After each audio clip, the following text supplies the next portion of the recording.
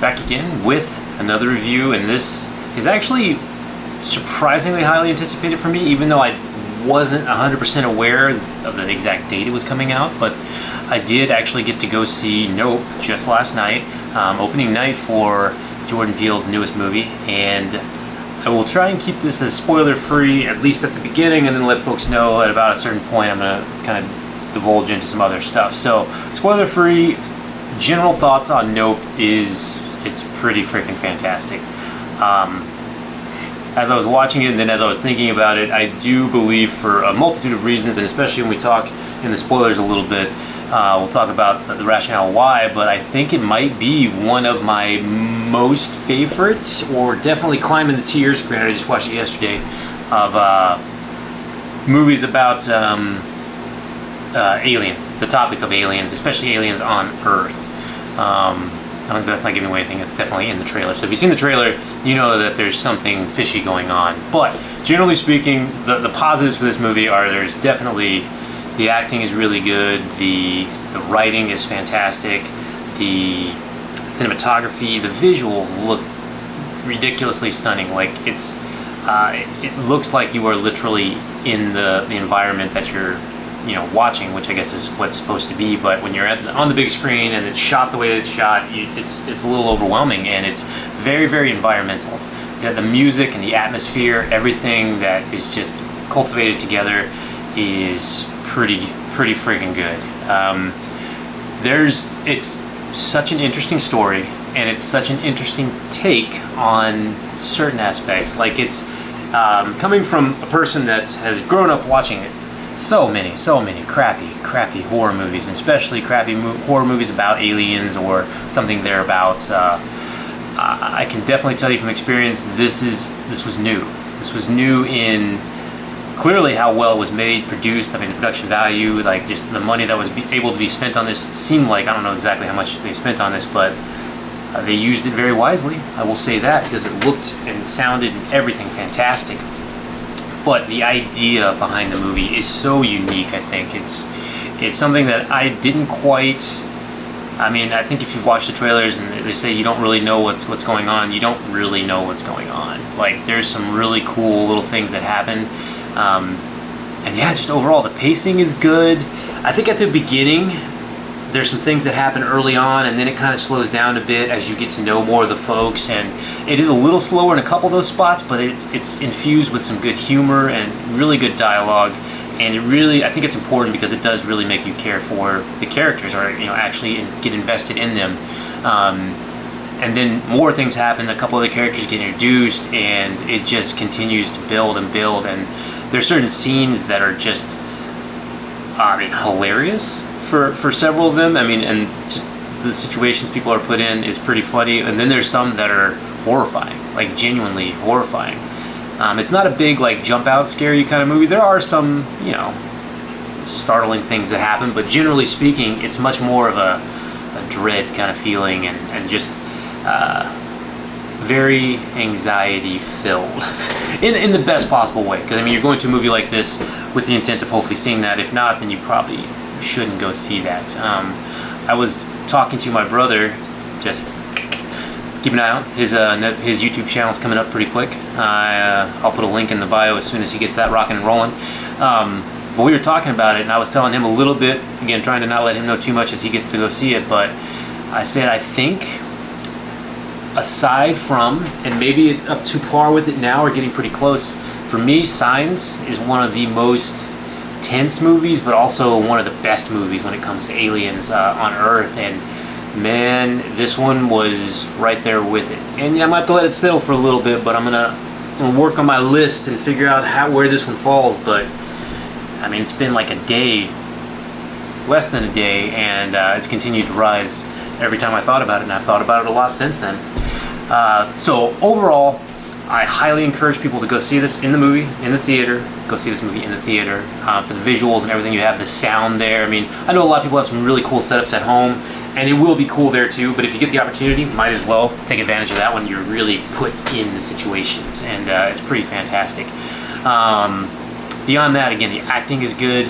What I would say is what this genuinely felt like is if real people were put in these situations, this is what it would look like, sound like, and these are how the people would respond.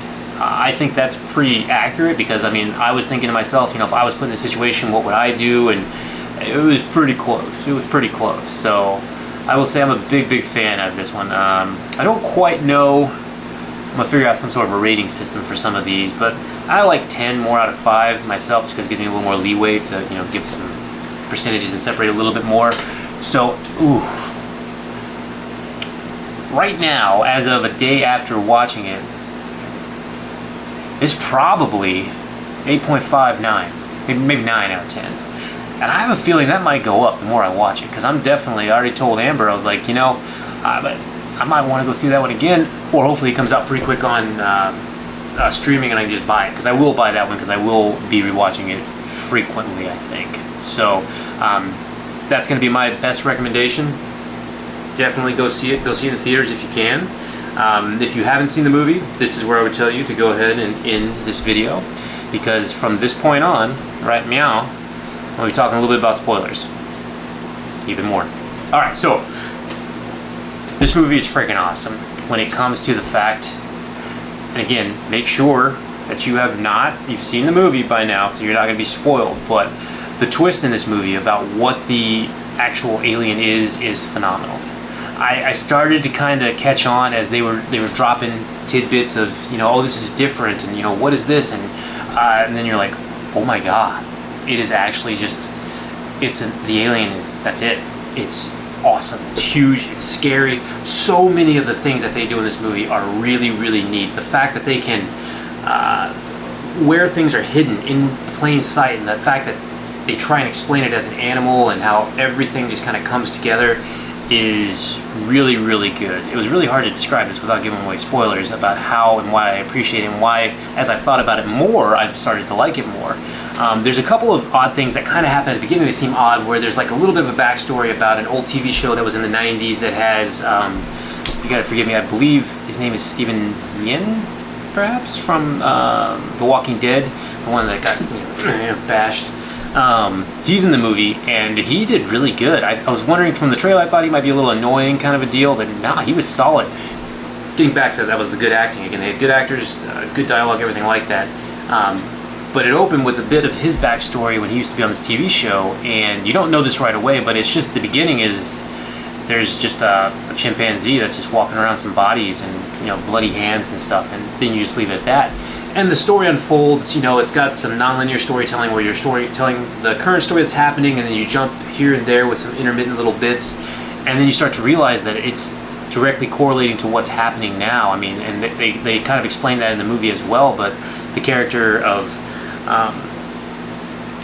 what was his name? It was a little guy from Walking Dead.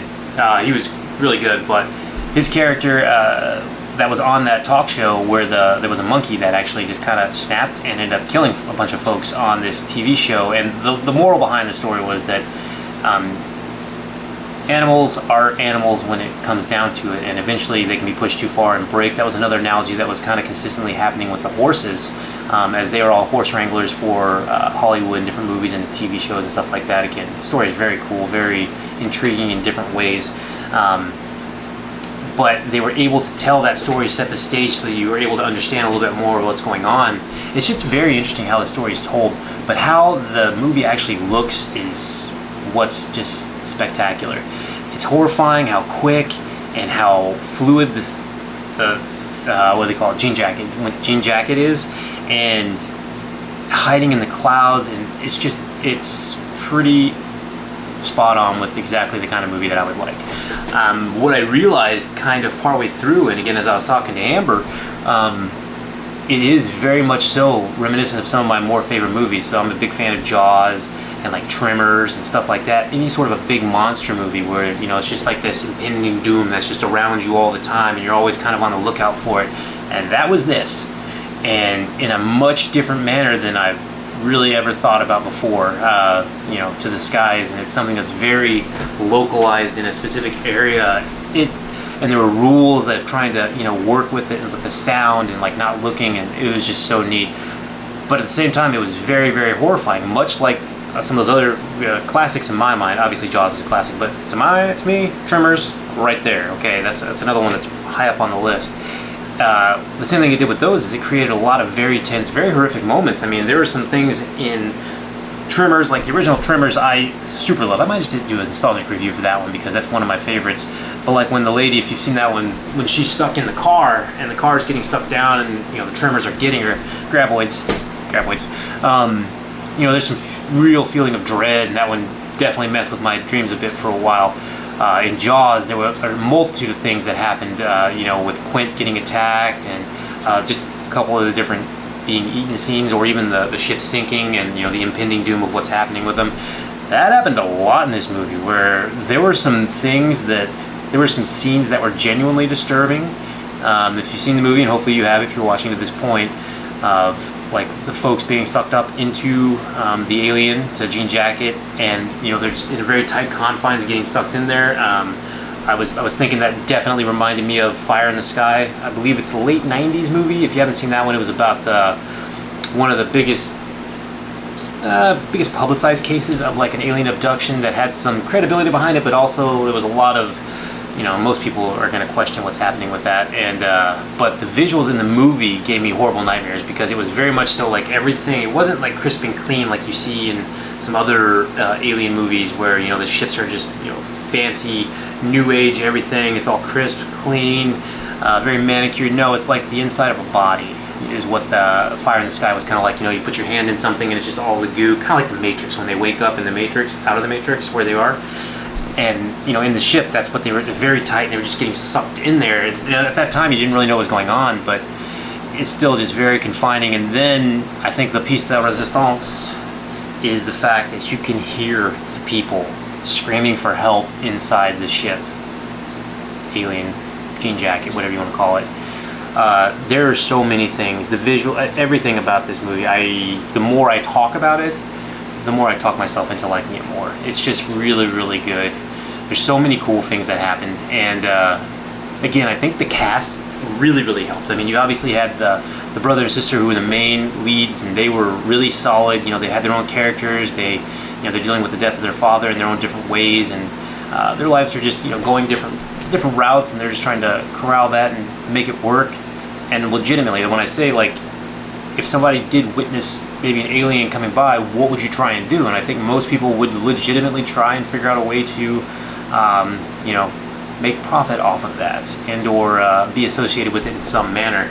And they did a great job. The Angel, I don't know who that was, the actor that played the guy that was basically like the Best Buy store or whatever to put up the security cameras. He was fantastic. My brother's gonna kill me, but I can't remember the guy's name from the Crow. He's been in so many other movies too, but he was one of the cinematographers or like the cameraman basically, and he's always good. He just lended a lot of, not credibility because he didn't need it in this movie because it was already so good, but he lended a lot of gravitas almost, or a little bit more of just that, like Donald Pleasance did for Halloween, if that makes any sense. Just a little bit higher level to it, and it was solid. But there's so many things that I enjoyed about this movie. The couple things I was timid about was there's a lot of, especially in a lot of different media nowadays, there is a lot of social commentary that's put into the movies, which is fantastic because I mean that's what movies are for. It's to, be an expression of art and society and reflect that in some manner, and it can be done in a really good way, or it can be done in an overbearing, awkward, just ruin the movie kind of way. And this was not that. The little things that popped up here and there about little differences in society and how we remember things or how we appropriate things, and even what we value. There's the TMZ, I don't even know what you'd call him, camera guy or like person that goes around and scoops, basically the character from Night Stalker, Jake Gyllenhaal one, not the X-Men one. There's one of him in there, and he valued, the most thing he valued even over his own safety was getting something on camera, getting it on film. So there's little things like that they do talk about and touch on, and they show you, but they don't just beat you over the head with it. And I really appreciated that because it was solid. I mean, there's so many things that could have gone wrong, and I just really, really enjoyed it. And previous, in this very review, I was talking about how I think it's on par, if not maybe rising above Signs as like one of my favorite alien movies, especially alien movies on Earth. If we go outer space, we got a whole different set of things to talk about. But the thing, as I thought about this and I compared the two in my head, was the ending. The ending for this one, in my eyes, far outweighed the ending for Signs. I mean, I think that was the weakest part of Signs, was the ending and like the little twist it had on that one.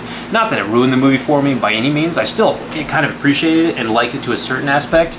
It was a little more reaching with some things, but still a fantastic movie. Obviously, I've been having that one as probably my number one, alien movie on Earth. And this one nailed the landing. It had a very similar sense of humor that Signs did. Signs had some good humor. This probably had a little bit more, but a little bit more updated, and clearly because it's newer. But it stuck the landing a lot more in my eyes. So I thoroughly thrilled with this movie. So I highly recommend that you go see it. Please, if you enjoy it, get other folks to go see it so we can maybe get some more movies like this. Me and Amber were coming back from the theater, and we're just like, wow, there's something going on where we had Stranger Things come out, and then now this, where the movie or shows, Stranger Things is basically movies, where they have people that seem like they're real, and they're in really scary situations. I was like, holy crap, that's a novel idea. Put what people would actually do in these situations and make them scary situations and make them act like real people. It's crazy, and it made for excellent entertainment. So by all means, I'm going to securely put that one at a 9 out of 10 at the moment. Maybe going up there. I'm gonna have to work on my tier list and think about these aliens and how they go in there. But of the year, for me, this one's probably number one right now. I do really, really enjoy Thor: Love and Thunder, but they're such different movies, and depending upon what you're going in for. I mean, if you're going in for just more comedy and you want something kind of lighthearted, then of course you're going to go for Thor. Nope is not that. There's some genuinely thrilling and horrifying moments, but the movie is fantastic, so highly recommend it. Okay? Let me know what you think. Like, share, and subscribe so we can get some more of these reviews coming up. I'm going to figure out how to kind of nail some of the systems and protocols of my measuring metrics in here, but solid movie. Go see it. Let me know what your favorite alien movies are, and did you like this one? Did you think it was kind of like, I don't want to say Jaws in the sky, but kinda.